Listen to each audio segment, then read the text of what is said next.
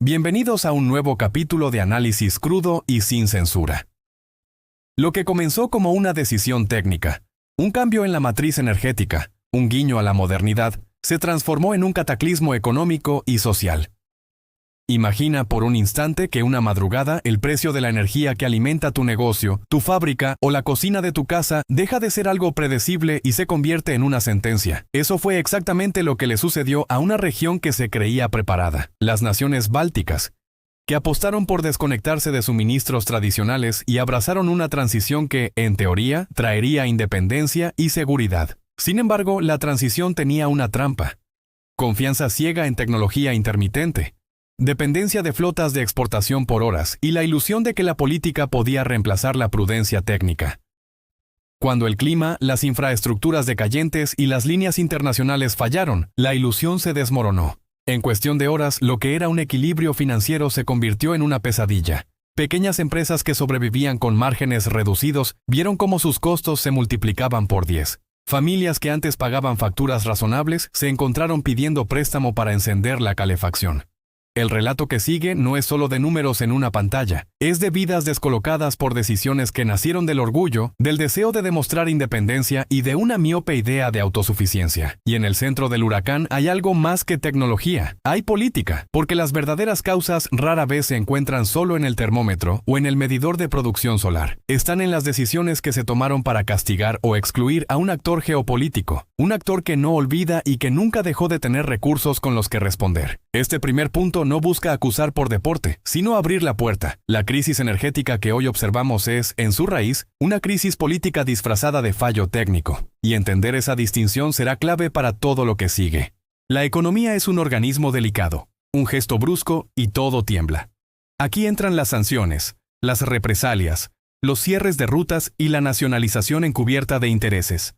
Cuando un Estado decide cortar relaciones o expulsar a un proveedor crítico por razones ideológicas, hay un costo que difícilmente aparece en las cuentas de la causa: la fragilidad del día a día. Los gobiernos bálticos no solo eligieron una vía energética distinta, decidieron con intención o sin ella jugar una partida que tenía al menos a otro jugador dispuesto a responder en especie. Rusia no necesitó invadir, no tuvo que exhibir tanques ni desplegar bombarderos. La respuesta fue financiera, legal y estratégica. Y ocurrió lentamente, con pasos calculados que desnudaron la interdependencia que Occidente asumía como dominadora. Congelar activos, imponer condiciones, procurar nuevas alianzas comerciales con Asia y Medio Oriente. Todo eso arregla cuentas de poder fuera del escándalo mediático, pero con efectos letales dentro de una economía local. Para un empresario de la región, la política internacional dejó de ser un discurso lejano para convertirse en el factor que decide si su planta cierra o continúa operando. Y el problema no es solo jurídico, es logístico. Las cadenas de suministro se enredan, las materias primas escasean, y la tarifa de energía pasa de ser un coste operativo a un impuesto oculto que estrangula márgenes.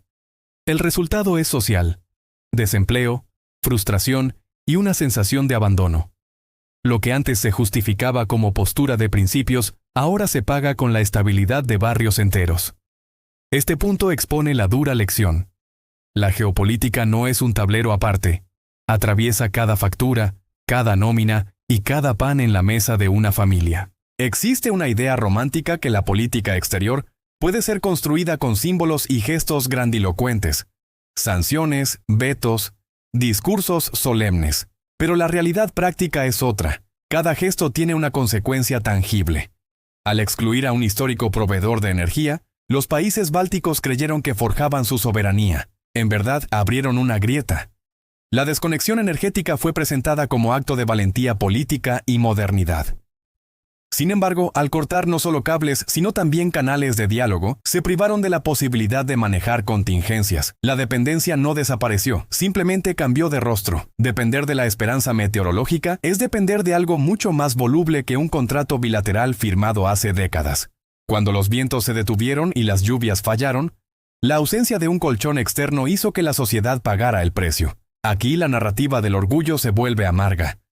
La soberanía que presume no es una autonomía real, sino contempla planes de contingencia y reservas. Además, la decisión de migrar hacia una tarificación ultrarreal Precios cada 15 minutos, mercados volátiles, contratos de alta frecuencia. Parecía a primera vista una modernización eficiente, mas esa eficiencia es letal cuando la infraestructura no es redundante y los vecinos no están disponibles para apoyo. El resultado, mercados que se disparan, pymes que colapsan, hogares que reducen su consumo a niveles inhumanos. Este punto reclama humildad. Afirmar que el aislamiento es fuerza, es renunciar a la prudencia técnica. La política puede diseñar grandes narrativas. La ingeniería, sin embargo, exige cautela, previsión y, sobre todo, la capacidad de negociar incluso con quien se considera rival. Las sanciones y las contramedidas son movimientos que buscan herir al adversario sin provocar una escalada abierta. Pero existe un terreno menos visible donde estos golpes son más eficaces: la confianza financiera. Cuando la seguridad jurídica se tambalea, cuando se plantea confiscar activos sin juicio, cuando la propiedad deja de ser sagrada, los capitales se retiran, los inversores se repliegan y los sistemas de crédito se endurecen. Lo que muchos no ven es que una decisión política de alto impacto crea una cadena de efectos que puede convertir una economía sólida en frágil. Las grandes sumas congeladas en bancos, las amenazas de nacionalización y las respuestas legislativas no son solo titulares, son señales que reescriben el mapa del riesgo para cualquier actor global. Esto fue explotado con estrategia.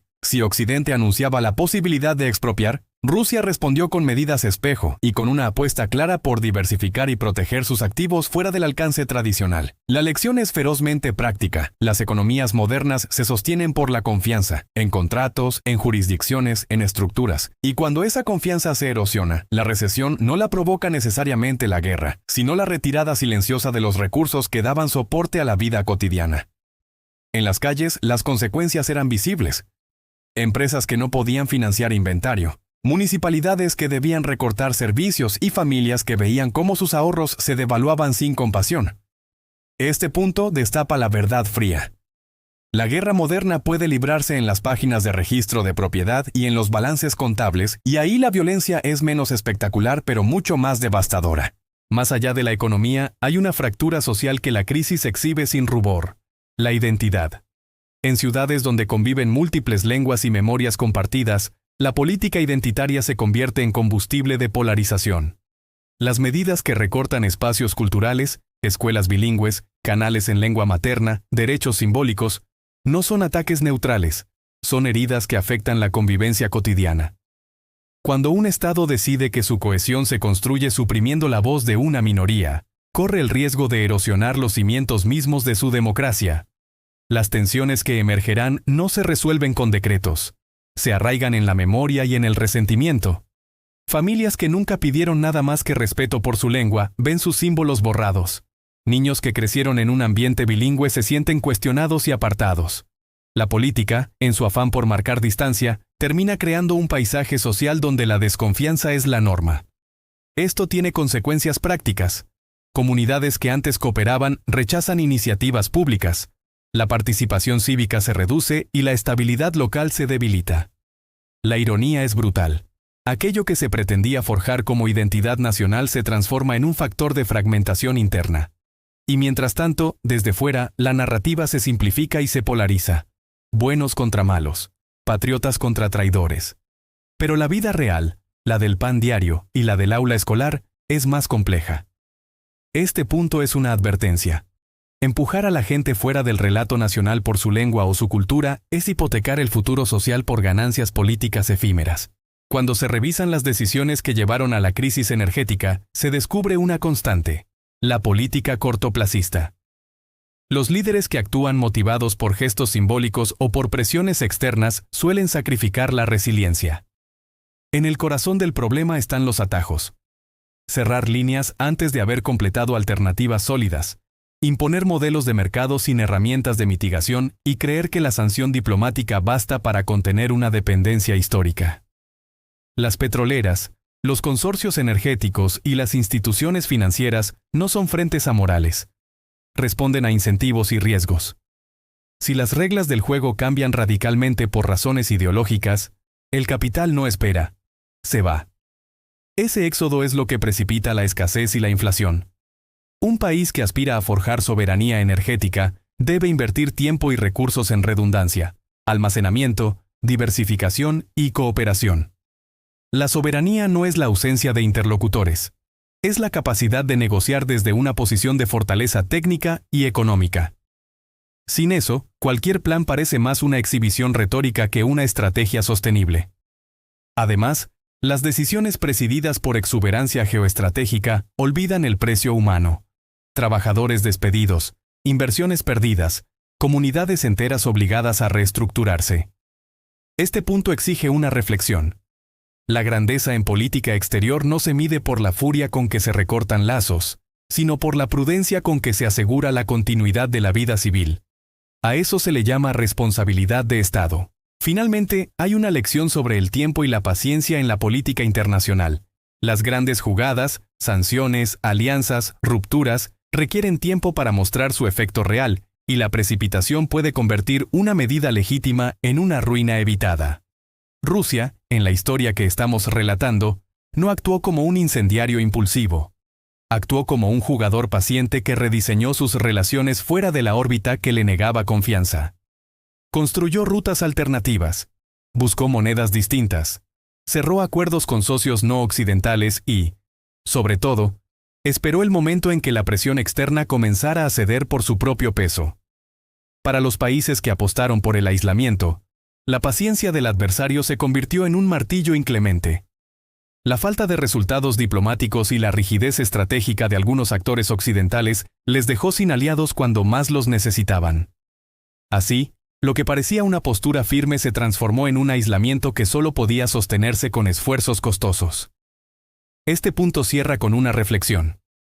La geopolítica no es un teatro de fuegos artificiales, sino un ajedrez donde la paciencia, la previsión y la capacidad técnica definen el resultado. Desestimar a un contrincante como incapaz o debilitado es un error infantil. Y cuando eso ocurre, las consecuencias recaen en la gente común.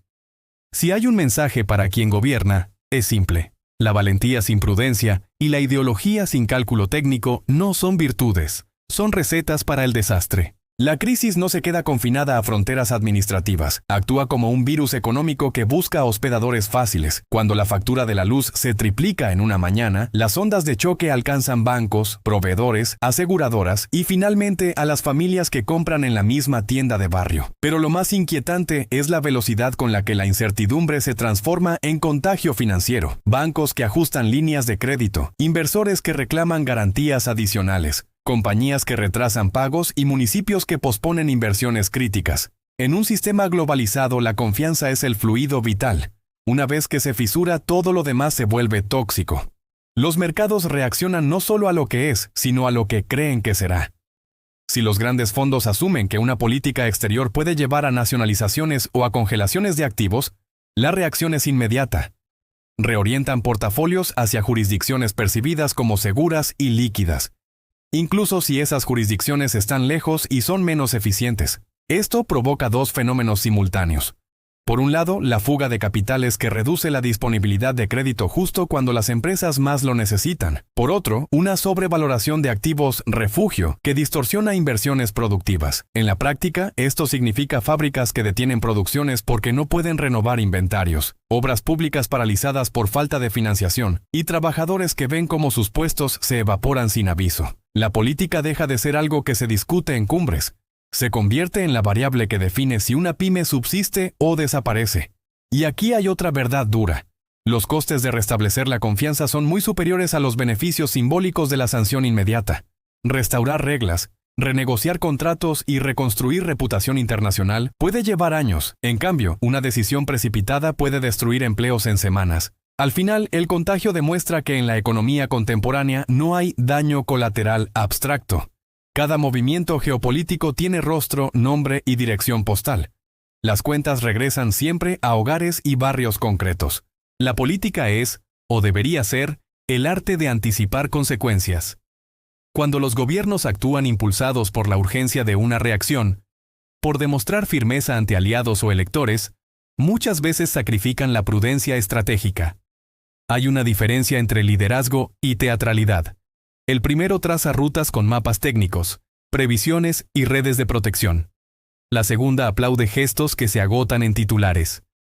En el caso que analizamos, las decisiones que buscaban enviar un mensaje político encontraron un ecosistema institucional insuficiente para sostenerlas. No se trata solo de señalar culpables, Se trata de reconocer que la política que ignora la ingeniería y la economía carece de fundamentos.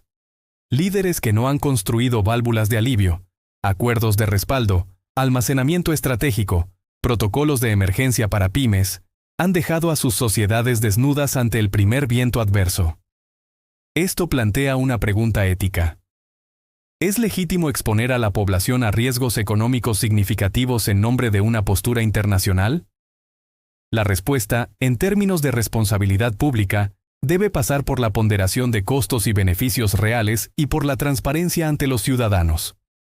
Porque gobernar no es exhibir convicciones. Es garantizar que la comunidad sobreviva a las decisiones del presente. Además, la ausencia de actos de contención revela vacíos en la gobernanza, agencias que no coordinan, diagnósticos que no anticipan y una comunicación pública que prefiere épica a claridad. Todo esto alimenta la frustración popular y abre la puerta a la polarización, el descrédito y la pérdida de legitimidad. En consecuencia, este punto reclama líderes que entiendan que la política internacional no es una competencia de voluntad, sino una labor técnica y moral que exige previsión, diálogo y, sobre todo, humildad. En momentos de crisis, la narrativa lo es todo. Los medios y las redes sociales no solo informan, construyen sentidos, asignan culpas y moldean reacciones colectivas. Cuando la electricidad sube y la gente sufre, la primera tentación es buscar un villano visible. Un país, un político, un mercado. Pero la realidad es mucho más compleja y menos cómoda para la simplificación. Las narrativas simplistas, ellos lo provocaron, ellos nos castigan, sirven para calentar audiencias, pero complican las salidas. Además, la propaganda y la desinformación prosperan en los vacíos informativos. Cuando los ciudadanos no obtienen explicaciones técnicas claras, la ficción ocupa su lugar y echa raíces. Este es un terreno fértil para manipulaciones que polarizan y fracturan sociedades. Noticias inconexas que se viralizan. Teorías conspirativas que sustituyen análisis y ecos mediáticos que amplifican rencores. La responsabilidad de los comunicadores públicos es, por tanto, inmensa. Deben explicar lo técnico sin paternalismos, definir qué se está haciendo y por qué, y aceptar errores cuando se cometen. La transparencia apacigua, la opacidad enardece. En el ejemplo que seguimos, se mezclaron verdades puntuales con el ruido deliberado. Se usaron cifras impactantes para alimentar indignaciones sin aportar contexto, como si la emoción fuera un sustituto de la explicación. El resultado: desconfianza hacia instituciones científicas, rechazo hacia expertos y un caldo de cultivo para soluciones simplistas que ofrecen consuelo fácil, pero no funcionamiento real. Si la sociedad quiere salir fortalecida de la crisis, necesita un relato responsable, uno que diga lo que se sabe, lo que se está intentando y los límites de lo posible. Contar la historia completa no es un acto neutral, es la condición para reconstruir confianza. Ante el colapso, surgen inevitables interrogantes sobre alternativas reales. ¿Cuál hubiera sido la estrategia prudente para transitar hacia energías renovables sin quedar a merced de la inestabilidad? La respuesta no es única, pero sí clara en sus principios. Diversificación real. Inversiones en almacenamiento y respaldo. Acuerdos bilaterales con cláusulas de emergencia. Y un diseño de mercados que proteja a los consumidores vulnerables. Diversificar no solo implica sumar fuentes limpias, sino también mantener interlocutores estratégicos, vías de interconexión y contratos que permitan amortiguar picos de demanda. El almacenamiento, baterías a gran escala, hidrógeno, reservas estratégicas, actúa como colchón. Regalarse a la intermitencia sin esos colchones es jugar con fuego. Además, los mecanismos de mercado que imprimen volatilidad, tarifas cada 15 minutos, subastas sin límites, deben ser diseñados con salvaguardas para pymes y hogares. La transición verde no puede ser un lujo que paguen los más débiles. Por otro lado, la diplomacia energética responsable exige canales abiertos incluso con aquellos actores que hoy se consideran rivales. No por complacencia, sino por prudencia institucional. El diálogo técnico sobre suministro y contingencias se distingue de la negociación política en temas geoestratégicos. Confundir ambos planos es un error común y costoso. Finalmente, la educación pública y la participación ciudadana deben integrarse. Explicar costos, implicaciones y tiempos de la transición evita expectativas irreales y da legitimidad a las medidas.